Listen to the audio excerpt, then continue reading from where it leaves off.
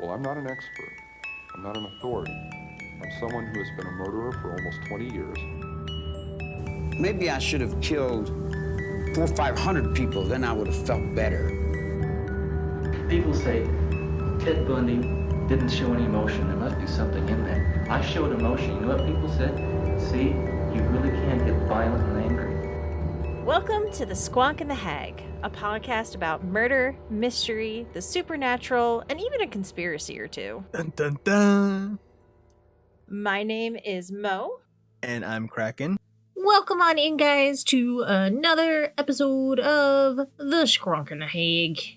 And we have a hag tale today. It doesn't roll off the tongue the same way as a Krakow tale. No, and if I say it's a motel, it sounds like I'm saying motel with an accent. You just head on down that street there, you make a left, and you go on over to the motel. Perfect. Look at that. We just came up with a new merch design right there. The motel. Skeeter works the front desk. He'll help you out. Yes. Time to get to work. I'll get my crayons.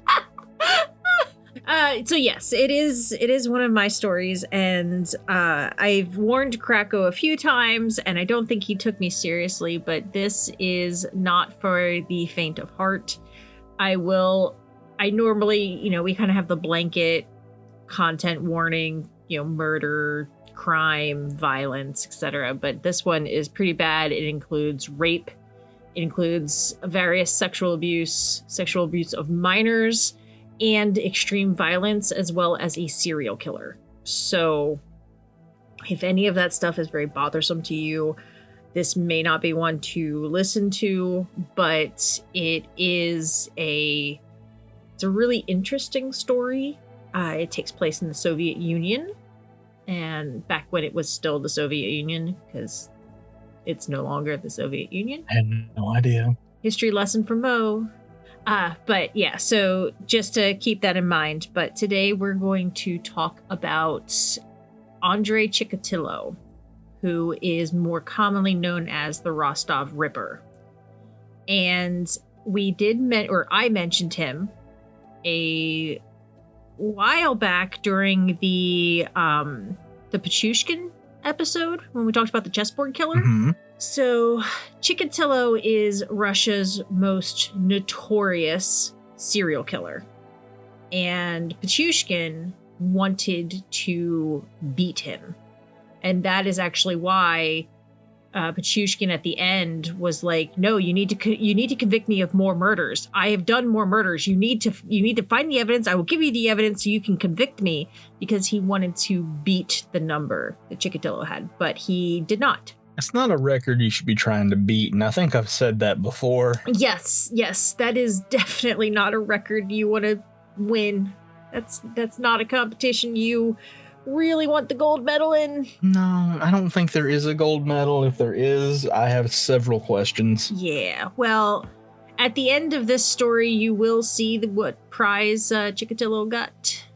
Anyway, so our story is... it starts out in the northeast of the Ukraine and a small village of Yablukna.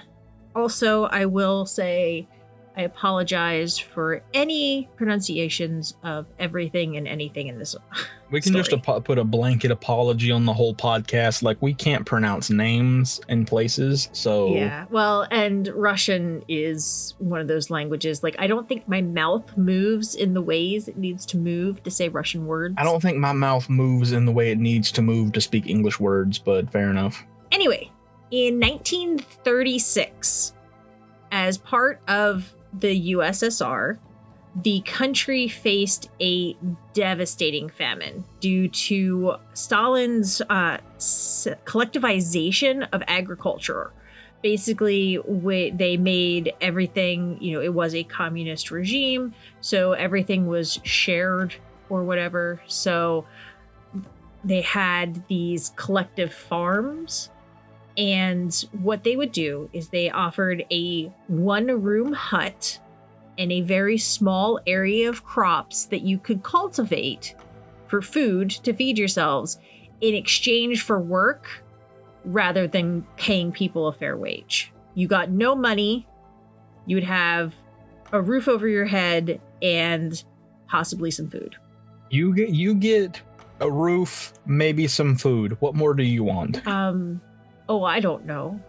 Maybe definitely some food. Sorry, best I can do is maybe some food and a roof with a single hole in it. 2 members of one of these collective farms, Roman and Anna Chikatilo, gave birth to their son Andrei in October of 1936. And this kind of comes into the maybe some food. The family struggled to have enough food. A lot of times they ate grass and leaves just to survive. Anna actually told Andrei a story of his older brother Stepan being kidnapped and cannibalized by other starving members of the farm, but this has never been officially verified or debunked or anything. It's just a story that she told her son, so not sure. Could go either way. I mean, like, we have gone over folk tales before that are a little out there. This could be another story that just to keep the kids in the house and keep them from wandering too far from the house. Yeah. When people are hungry, they're gonna kidnap you and eat you. If you leave the house, you'll get kidnapped and eaten, so stay in the house. I mean, I would behave. I might. You wouldn't. You wouldn't. Okay, you're right. So, as World War II raged across the globe, Roman Chikatilo was drafted into the Russian military in 1941, which left Anna and Andrei on the farm alone. Anna and Andrei were on the farm alone from 1941 on, and Andrei's sister, Tatiana, was born in 1943. Now, her father couldn't have been Roman, but who her father was is not known. There were some speculations that his mother was raped. Others were that she was unfaithful. Other stories said she was a sex worker. So I'm not sure what exactly caused it, or not caused it. That's a horrible way to say somebody was born. That's like, don't lie to me. You would say that about me. Not sure what caused it. Sometimes it's debatable if you're even human. I'm pretty sure you're an alien from another planet. We'll go with that. So while Roman was in the war, he got wounded in combat and taken prisoner by the other side, which in the Soviet government branded you as a traitor, which is a very interesting thought process at the time. It was either not be taken prisoner or die were the only acceptable options. You were caught? You were captured? You traitor. I know, right? How dare you have the audacity to get captured? And survive. Because, being a prisoner of war is so much fun. Oh, yeah, it's wonderful. It's like summer camp. During the war, the Chikatilo family witnessed bombings, shootings, and were even forced to stand and watch their hut burn to the ground. Throughout the war, the family had very, very little, and Andrei was forced to share a single bed with his mother.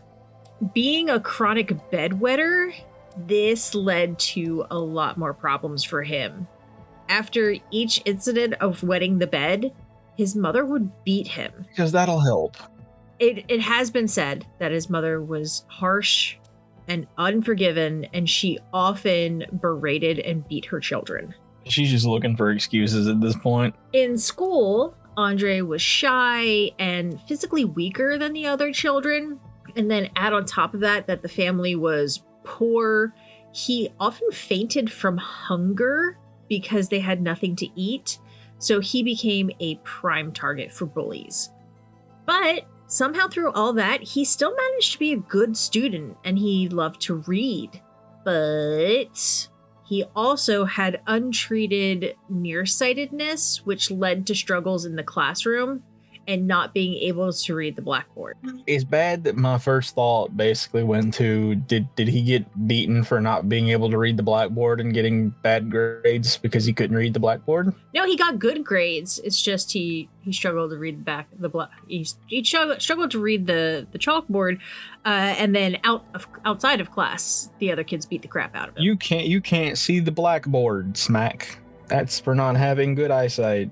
Well, they didn't have money for food. They definitely didn't have money for glasses. No. So throughout school, he was able to maintain his reputation as a model student. He was the editor of the school newspaper and was the chairman pupil of the Communist Party Committee. I'm not completely sure what that means, but he was like a student representative of the Communist Party, but I'm not sure, like, was that a school thing? Was that like an after-school club? That part I'm not 100% sure on.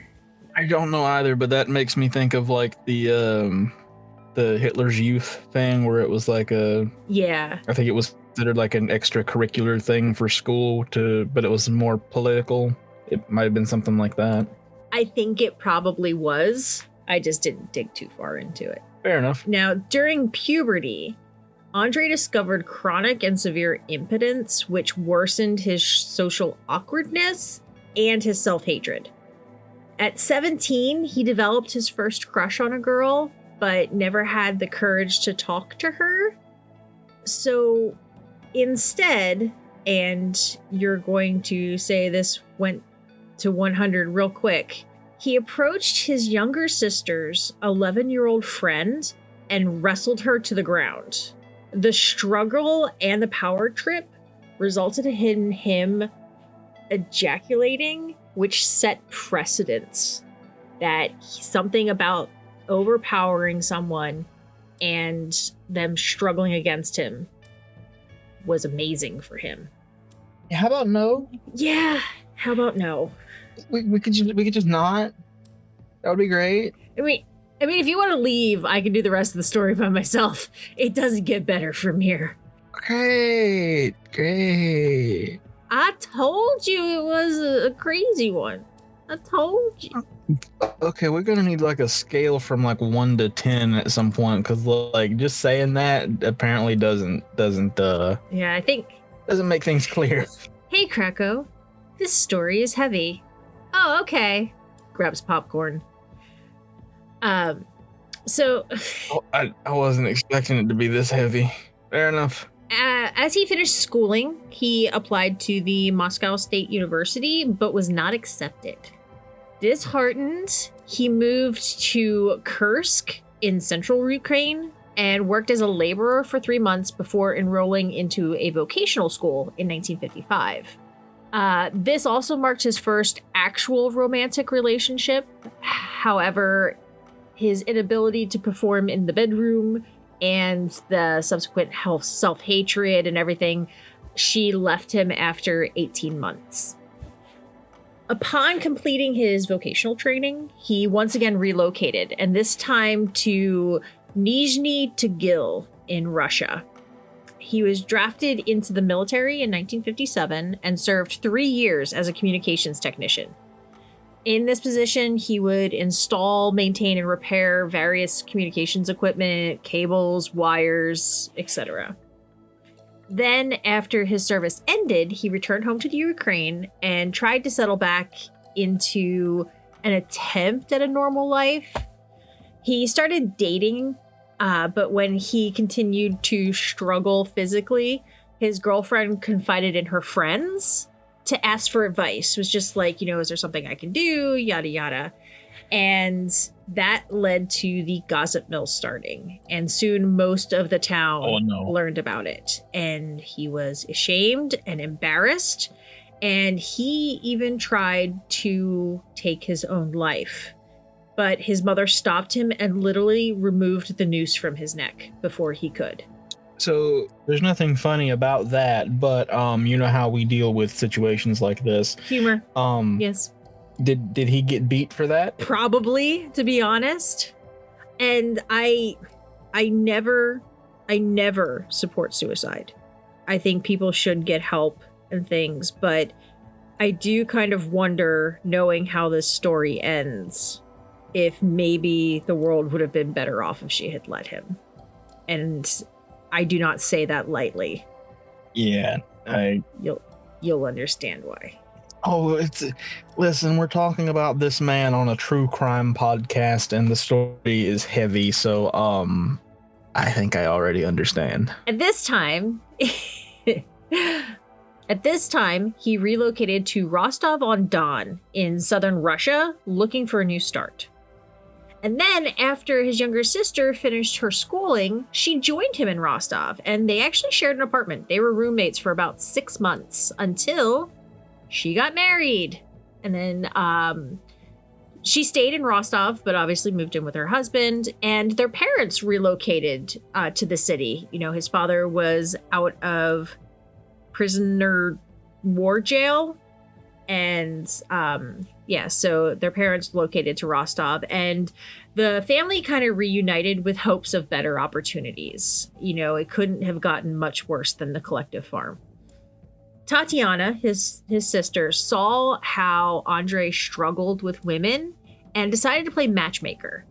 She introduced him to Feodosia Adnacheva in 1963.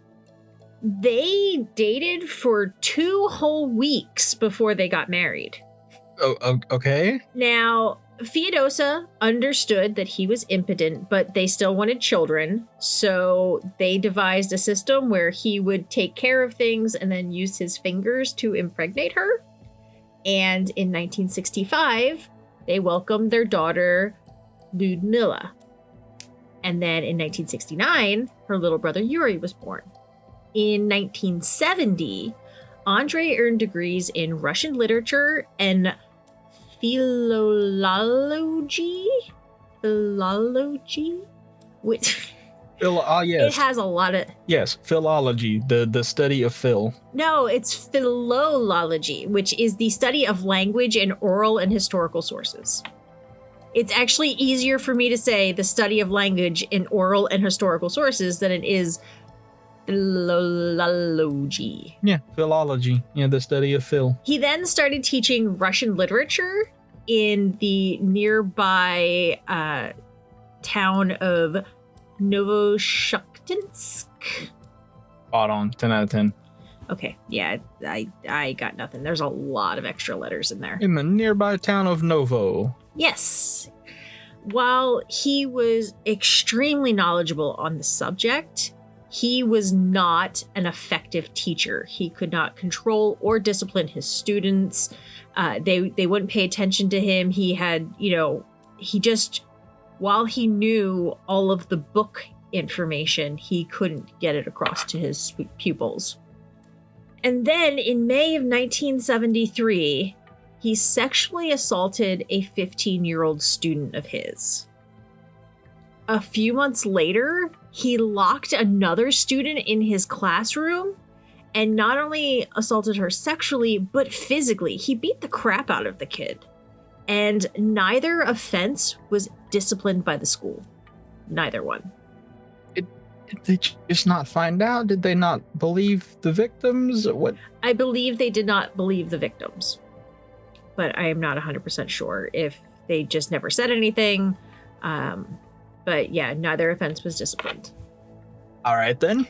By the next year, complaints piled up, and the school asked him to either resign or be fired.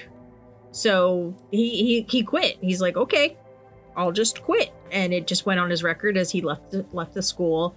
And he was able to quickly get another job at a different school in the same city.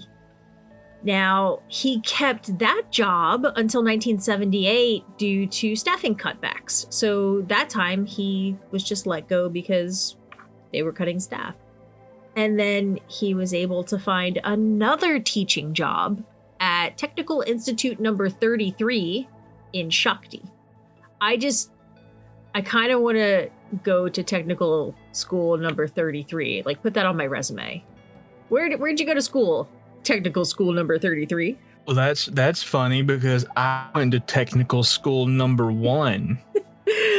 I wonder if there's like a competition, like, if you went to school number 1 versus school 33, like, are you better or worse? I mean, that's kind of funny. Is this like, did they just run out of names for schools? I think the same thing whenever I see street names like 3rd Street, 4th Street. Well, that's because that was the order they were... Ran out of names. Well, no, that's the order that they were built. Like, they started with 1st Street. Yeah, but still, they just named it after the order that it was built instead of giving it a name. Same thing with the schools. They built technical school number 33, and it's like, we're out of names. We have 33 technical schools. Let's just call it number 33. Fair. I mean, but it's it's an easy to order system. You know, 1's at the top, 33's at the bottom. Yeah. You don't gotta alphabetize. Alphabetizing is hard. No, technical school number 1 is probably like so fancy that it actually has a name, and it's not technical school number 1. It's like, you know, the technical school of technical schools, and then in parentheses, technical school number 1. You don't want to know what goes on in technical school number 2. I heard it's a little smelly. A little bit. You get used to it after a while. You would know. Fair enough. So, 1978 was another milestone for Andrei as he murdered for the first time. He lured a 9-year-old little girl, Yelena Zakhnova, into a secluded building and attempted to rape her. But he was unable to, and then her struggle led to him choking and stabbing her multiple times. He then threw her body in a nearby river, and from this point on, the only way he was able to get aroused was when he was stabbing or slashing. No. I told you, this one's rough. Now, I will say we are not going to go through every single victim, but I do plan on putting a chart on the website of everyone, or linking to the one on Wikipedia, just because they do deserve to be remembered. They deserve to be honored, because this guy was a monster. Clearly, yes. So her body was discovered 2 days later, and a 25-year-old man in town, Alexander Kravchenko, was arrested, tried, and convicted of the murder, even though he had an alibi. He was with his wife and friends at the time, so he had 3 people give him a solid alibi. And the police at the time threatened, tortured, interrogated, and manipulated them to change their story, even though it was true, so that they could convict him. And then he was executed for the crime in July of 1983. What kind of system? What? Excuse me? Well, I mean, we are talking about Soviet Russia, which it has a reputation for a reason. Okay, fair, but still. I wasn't ready for that one. Yeah, so in my mind, I would consider Alexander another victim of Andrei Chikatilo. Yeah. So Chikatilo's teaching career ended in 1981 after many complaints of child molestation for students of both sexes. He did not have a preference. They just had to be young, apparently. And then after that, and now it was on the record, he got a job as a supply clerk, which was a position that actually included extensive travel for work. He often took trains and buses and things to travel to different cities as part of his job. So in 1981, he was leaving the public library in Rostov and saw 17-year-old Larissa Tichenko standing at the bus stop waiting for the bus. And again, he used a ruse to lure her into a secluded area. He attempted to rape her, but he was unprepared, so he did not have a knife on him, and instead strangled and mutilated the victim.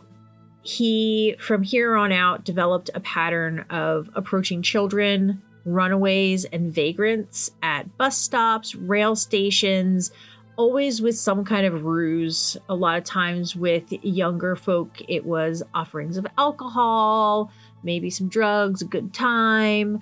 Other times he would approach sex workers, saying he would be a client.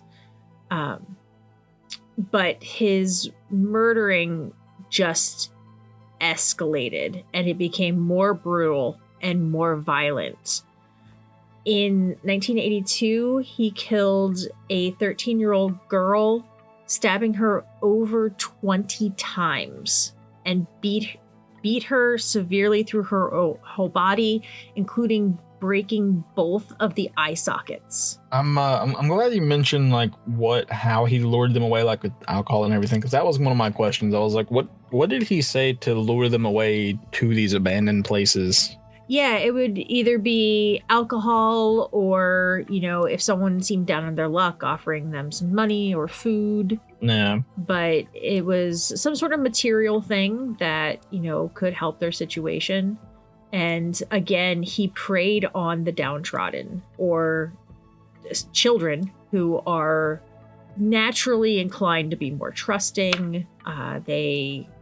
Not only that, like we said, it's the Soviet Union too, and like most people don't really have a lot. So like you offer a child candy, they're probably hungry, and they're like, "Oh, candy, food, yes, give." So many of his victims were stabbed, slashed, and disemboweled, but some were also strangled and beaten. So he did have a lot of common markers and pattern to a lot of his crimes, but there were also sometimes variations depending. So if he wasn't prepared or, if he was feeling particularly violent at the time.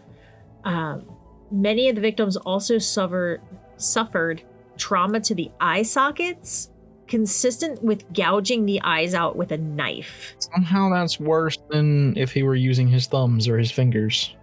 Yeah. Fair enough. Now, I did not see, and I don't know if this fact would make it better or worse, if he did it before or after death. I mean, I have a horrible feeling it was pre-mortem, but I don't know. I would say it would be better after, because then at least, Yeah. you're not feeling it. Agreed. But, Agreed. But I don't know which one it was. So basically his MO was that he would lure them into a secluded area, overpower the victim, which again is why he usually chose children, runaways, homeless who are a little weaker, whether it be from hunger or size, age, etc.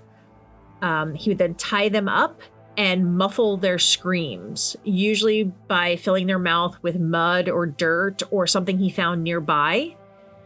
And then after he did all of his horrible things, he would try to conceal the body a little bit, but they were usually found pretty easily. So it's not like he dug a hole and buried them, but like he would cover them up with some like brush or put them back into like the forest or something like that. In January of 1983, police linked that 4 of these murders had the same killer.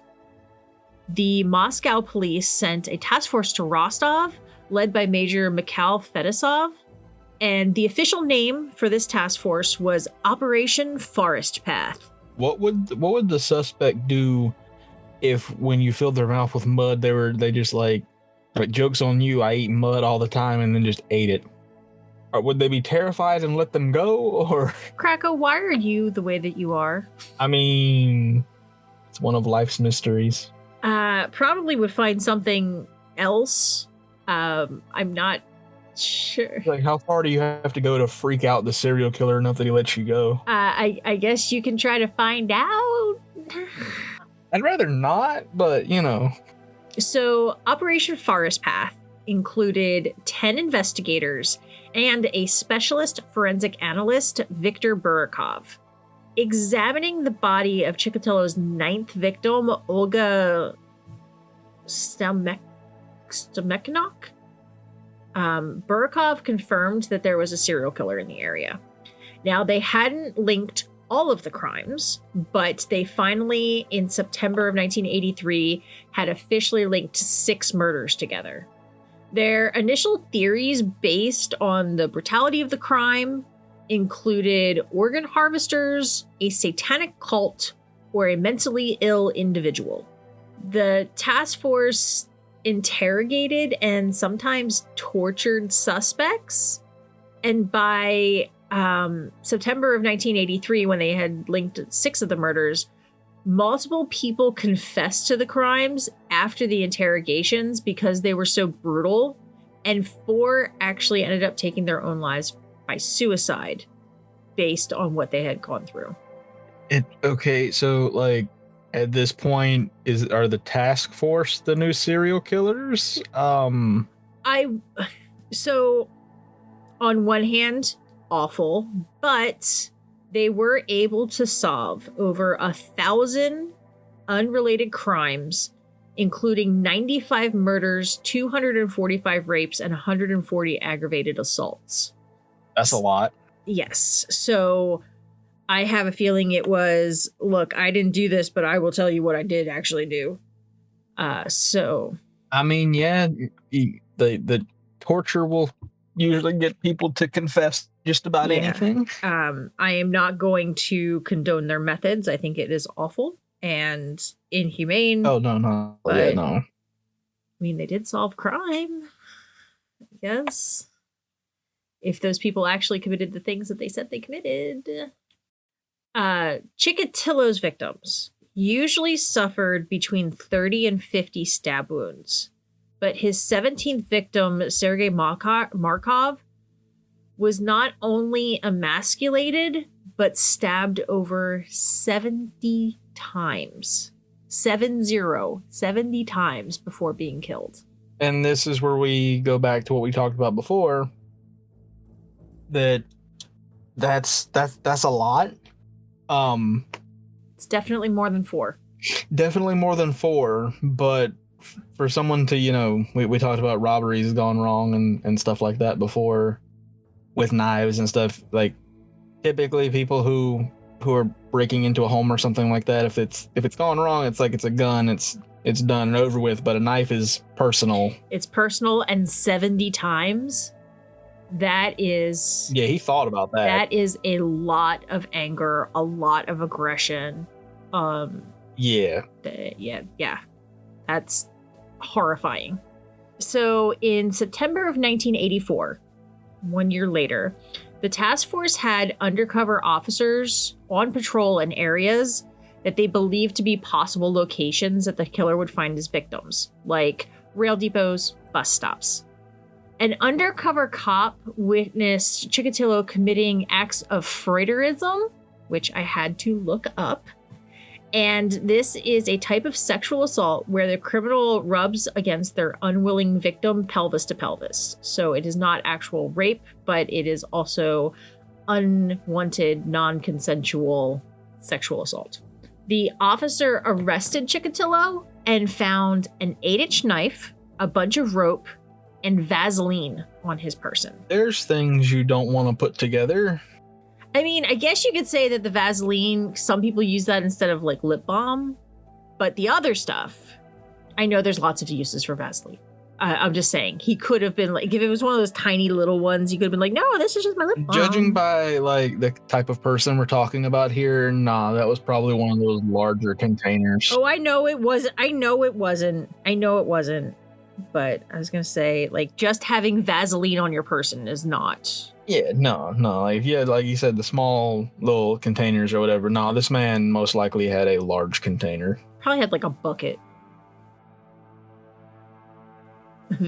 Like, why do you have a 5-gallon bucket of Vaseline? Don't ask. I have extremely dry skin. I have to coat my entire body with it. Moving on. So they took a blood sample from Chikatilo, and it returned as type A. But the semen from all the serial crimes had been typed as AB. So they didn't have their man, they thought. He was charged with theft from a former employer that he had been dodging, and he was sentenced to 1 year in prison. He served 3 months and then was released. In August of 1985, he killed victim number 33, Natalia Poklostova, on a business trip to Moscow. So he was nowhere near Rostov when he did this. Between the 38 stab wounds and other telltale signs, her murder did get linked to the serial killer in Rostov. The task force reviewed airline records between Rostov and Moscow, but Chikatilo had taken the train and he stayed off their radar. Which I think is interesting that they didn't check train records, considering that they were watching bus stops and rail yards. Exactly. Like, you think they would check any form of public transportation other than, Yeah. the ones you can't really check, which is cars, but... Yeah, like personal. Yeah. I mean, and honestly, I can't fault him for taking the train. This is off topic, but I need a break. A couple of weeks back, beginning of the month, I took a train down to DC, and it was actually a really nice trip. Like, I knew that because I was going to go down there for the whole day, so I knew I wouldn't want to drive home afterwards. And it was just like really peaceful and chill to just like sit on the train. I had my notebook, was chilling, had my headphones. It sounds nice. Yeah, it was just really, really, really, really nice. I enjoyed it. There's no trains around here except for like the light rail. Yeah. In the cities. Well, I went so I had to go from Lancaster, which is like it's a bigger city. It's like 15, 20 minutes away from me. So I went from Lancaster to Philly and then Philly from DC. So I did have to switch trains once. And then the same back, but it's not bad. And like, I've taken a train up to New York before. I've taken the train back and forth to Philly. It's nice. And then like, you don't have to worry about where to park and then driving home after a long day, yada, yada. So. It's all fun and games until you're going on a train ride with Krakow and he shows up in full cowboy gear. I mean, it's not assigned seating. I can sit anywhere and avoid you and just keep moving when you sit next to me. That's fine. Then we'll just be playing musical chairs. Okay. This actually sounds like fun. Musical chairs on the train. Oh, we should both dress up in costume. Dude. Hmm? Cowboys and robbers. One of us is the cowboy, one of us is the robber on a train. We're going to get thrown off the train and arrested. Pretty much. That's fine, though. That's fine. I like this plan. I'll bring my tiny cowboy hat. Oh, God. This train ain't big enough for the two of us. Oh, man. Now I'm going to have to get like a black Princess Bride mask. So I can be the robber. Do it. All right. So in November of 1985, Issa Kostoviev was appointed to oversee Operation Forest Path. More resources were added to the manhunt, and a psychiatrist was consulted to develop a psychological profile on a serial killer for the first time in Soviet history. Dr. Alexander Bukanovsky developed a 65-page psychological profile on the assailant, stating that the man committing these crimes was between 45 and 50 years old. He had a painful and isolated childhood, but was well educated. He struggled with flirting and courting women, but was likely married with children. He probably traveled for work. He was an impotent sadist who was only aroused by seeing his victims suffer, and the murders were an analog for sex. I did try to see if this report had been published anywhere, just out of curiosity, and I was unable to find it, but we will talk a little bit about Bukanovsky later in the story. But that's the kind of stuff that, like, the psychological aspect of things is always fascinating to me. The media followed the investigation very closely, and Chikatilo followed their coverage just as closely. He attempted to keep his urges at bay in hopes of staying a free man, but in 1987, he killed 3 times, each while on a business trip outside of Rostov. These murders were not initially linked to the manhunt, and then he went quiet again until 1989. He started killing again in 1990, and, he had slowly kind of petered out there. But with this new surge in murders, a massive police operation was put into place, including more undercover officers and extensive CCTV being installed in possible abduction and attack areas. In November of 1990, an officer witnessed Chikatilo covered in grass stains with a red smear on his cheek and a wound on one finger that he was washing up at the Donleskov station, which is a train station. The officer checked his papers, but had no reason to hold him, but did note his name in a report. So they got his name, and he said it was a little suspicious. And then not long after, they found the body of a woman, and he was flagged after being questioned in the investigation previously, and his, very conspicuous appearance and behavior.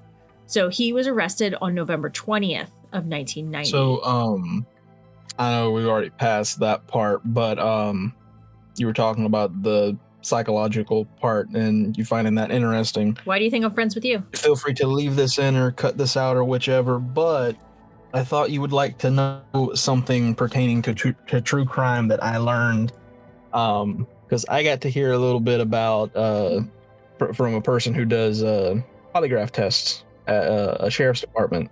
He was talking about the psychological part of that.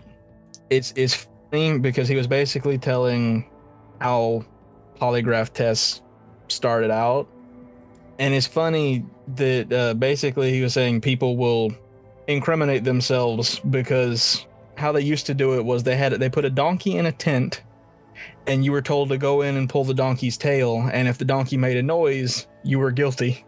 That was the old school lie detector test. What? But it was all psychological. They had painted the donkey's tail with like soot or ash or something like that you couldn't see on the donkey's tail. So if you didn't do it, you're going to go in there and pull the tail because you're like, I didn't do it. So this magical donkey is not going to make noise when I pull the tail because I really didn't do it.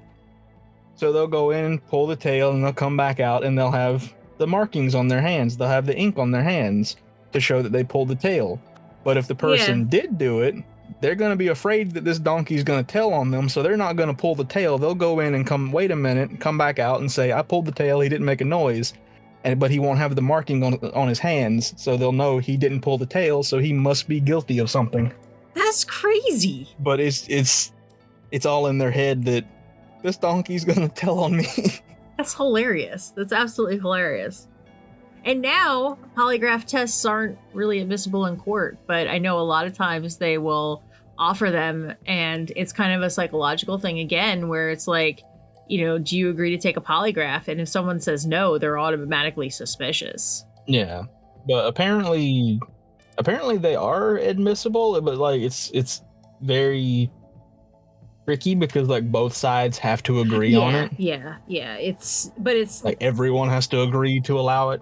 It's not like on TV where they're like just magically polygraph test. They just whip out the paper and just like, you did it. Yeah, it's a lot more in depth than that. Now we have learned something. I don't know if we should be concerned that we learned something from Krakow, but we learned something. Moving on. So when he was arrested, he was strip searched, and police discovered rope and a folding knife, as well as more details on the finger wound that he had sustained. The finger was broken, the nail completely bitten off, and the wound was consistent with human teeth marks. In addition to the fact that it was an odd and fairly serious injury, he did not get medical attention to tend to it. He just cleaned it up and wrapped it up himself. I'm like, yeah, it'll be fine. It's fine. Run some water over it, it'll be good. Yeah, no. I was like, go to the hospital and lie about how it happened, but you should, like, how do you think it's a good idea to just... How do you know that, though, if it has, like, human teeth marks? Fair. I was fighting with my buddy and he tried to bite my finger off. My buddy got drunk and he bit my finger. Charlie bit my finger. So, when he was arrested, he complained that they had already interviewed him in the 80s, but they didn't care. They were like, yeah, no, we're doing this. And again, they tested his blood type, which came back as type A. So this time they're like, no, we're going to make sure. And they tested a semen sample, and that came back as type AB. So they knew that they had a match. As they interrogated him, he denied the murders. I mean, shocking. A murderer denied murdering. But he did confess. Never would have thought. I know. It's never happened before. He did confess to the child molestation. And then, frustrated at the lack of progress towards a confession, Burakov and Fedosov requested that Dr. Buganovsky assist with the questioning. The doctor sat with Chikatilo and read excerpts from the 65-page profile. And within 2 hours, Chikatilo burst into tears and confessed to 36 of the 38 murders they had linked to him. Now, I will note he killed a lot more than what they had currently linked together, but he confessed to 36 of them. He denied 2 of the murders, and he gave detailed accounts of each of the crimes that he did confess to. So very detailed accounts of the 36, including body positioning, landmarks, and details that nobody else would have known. When asked about the eyes, he referenced an old folktale that the eyes would retain the image of their murderer, so he destroyed them to cover his tracks. If that's true or not, no one will ever know, but that is what he said. All right, then. He also admitted that he would often taste the blood of his victims and tear at parts of their bodies with his teeth. Not sure why, because he wasn't like Mavis or Dahmer. He wasn't a cannibal. He just bit at them and drank their blood. This is a vampire? I guess it could be a situation of he was experimenting with cannibalism. He was just like, let me try this. It could have been, and it's gross. Yeah. On November 30th, 1990, he was officially charged with 36 murders and then confessed to an additional 20 with the same level of detail.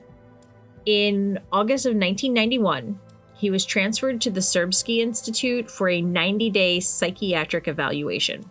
Senior psychiatrist Andrei Chikatilo noted multiple physiological problems attributed to prenatal brain damage, in addition to a multitude of biological and environmental factors. So we have often talked about with serial killers, there is some sort of head trauma. And this one was, or brain damage of some sort. This one was while he was still in the womb. He was diagnosed with borderline personality disorder, but he was declared fit to stand trial, which you will often see in a lot of these multi-murder cases, that they have some sort of borderline personality disorder, but they are fit to stand trial. They understand what they did. They understand that it was wrong. And those are the factors to being able to go on trial. His trial began April 14th of 1992. And this was the first major media event of post-Soviet Russia. There was a press conference announced, and they mentioned the charges, that they had the guy, that they're going to trial, but they did not give any details on the identity of the accused. The media's first introduction to him was in the courtroom the first day of the trial. And to make it more of a spectacle, he was kept in an iron cage in the corner of the courtroom to protect him from the outrage of victims' friends and families. Okay. That's kind of scary that he's just locked up in an iron cage over there. And it's even scarier that it's for his protection. Yeah. I mean, they did the same with Pichushkin, except he was in a glass box. Like bulletproof glass box. But yeah. They're like putting guys in boxes over there, I guess. Yeah, because looking here as I'm listening, yeah. That is definitely the man in the iron in the cage in the corner. So Chikatilo was convicted of 52 of the 53 counts of murder and all 5 counts of sexual assault against minors. He was given the death sentence plus 86 years. So I guess he needed to serve 86 years in prison after he died. Got to keep the ghost in there. He tried to appeal, as they all do, and even sent a request for a pardon from President Boris Yeltsin, but that was denied in 1994. Why would he? I don't know. Like, I kind of wonder. It's just like, dear President Yeltsin, hi, I murdered 52 people, and I'm on death row. I'm really, really, really, really, really, really, really sorry. I want to go home. Okay, thanks. Bye. Yeah, like how do you? And it's not like he knew the president. Like he just randomly sent a request. And then there's then he put some Vaseline on his lips and like gave the note a little kiss on the note on the bottom. So there's like a little grease lipstick stain at the bottom. Oh God. Oh God. Love, your best friend, Andrei. Oh shit. Well, I'm sure this is not a surprise, but it was denied. He just got the letter and just threw it out. Guess the kiss wasn't enough. On Valentine's Day of 1994, Andrei Chikatilo was executed by a single gunshot behind the right ear, and he was then buried in an unmarked grave in the prison cemetery. I bet that place is haunted. Oh, yeah. You want to go? I have a feeling that even if we went over to Russia and found the scary Russian prison, they're not going to let us in. Unless it's no longer in operation and it's like Alcatraz and it's just abandoned. I was going to say, I have a feeling it's like the main Moscow prison. So since 1994, Dr. Buchanovsky has released a set of criteria known as the Chikatilo phenomenon, which is a set of criteria outlining various predispositions, environmental factors, and distinct characteristics of the physical brain that indicate a higher possibility for a person to become a violent criminal. And he's even lectured about this around the world, including the FBI's Department of Behavioral Sciences. The anomalies include the cerebral cortex and third ventricle of the brain, and these are markers for a predisposition to commit violent acts. Buchanovsky says multiple murderers feel an enormous relaxation of tension after they kill, and this instills a self-belief that they are doing what is necessary. And I might have, while doing my research, totally nerded out on this. So this ties into Jim Fallon's research on the MAOA gene that states the combination of genetics, brain damage, and environmental factors increase a person's likelihood of psychopathy. The MAOA gene affects neurotransmitters like dopamine and serotonin, and I tried really hard to find if there's any in-depth research combining Fallon's research and Chikatilo phenomenon about the physical aspects of the cerebral vortex and third ventricle in addition to the MAOA gene with environmental factors. So I see a connection possible there. I am not a geneticist or a psychologist or a psychiatrist or even someone with half their brain capacity. Insane. I have a feeling that there is some sort of a link there that can actually help to determine the likelihood of someone being an extremely violent criminal. I know while I was reading up on Buchanovsky's research, he studied, so I'm not sure, and nobody's really sure, but for some reason, Rostov is like the mecca of serial killers. They have more serial killers than anywhere else in the world. I wonder if there's a reason for that. I don't know. He said Buchanovsky is on record saying it is not something in the water. Fair enough. It's something though. Well, there are environmental factors, and if you think about so if it's usually some sort of head injury, brain damage, or just natural issue with the brain, and then environmental factors. So if you are in a violent environment, if you are, struggling with being able to eat or have a safe place to stay, all these things kind of come together. So it could potentially be the environmental factors of the area. That's what I got. That was definitely a story. Yeah, and like I said, I am going to include the names of the victims in the story. Even though we did not go over all of them, I did not want to go into the details of 53 gruesome murders. Mm-hmm. This was already heavy enough. It was basically a sample of what the rest of them most likely were like. Unfortunately, these people had to suffer, and it's crazy because he was arrested and they did a blood test And he passed. Yeah. And he kept killing. So, like, he would have been a horrible serial killer if he had been caught at that point, and yet he got to keep going and going. It's another story of, like, there's a lot of things that could have happened that could have made it, like, less horrible and less victims, but it didn't go that way. Anyway, super happy fun times. You're welcome, Krakow. Yeah. Very, very uplifting story. Yeah. Well, I've wanted to cover this one for a while, especially because we did cover Pichushkin, who tried to compete with Chikatilo. And there were some similarities there, like the cage in the trial and stuff, but it was a hard one. Yeah. It's bad when the serial killers start trying to compete. Also,